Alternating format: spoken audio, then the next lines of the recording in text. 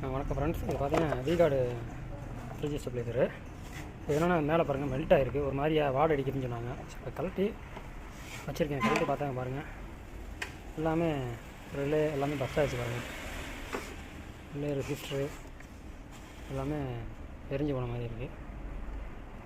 So என்னான்ட்டு check பண்ணிட்டு பார்ப்போம்.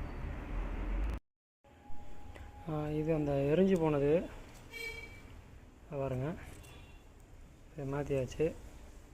இது மாற்றியாச்சு. ஒரு ஐசி போயிருக்கு, அதே மாதிரி ஒரு ஃபில்ட்ரு போயிருக்கு.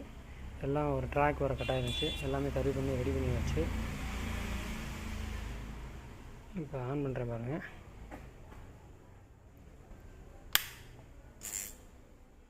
ஆன் பண்ணிட்டேன்.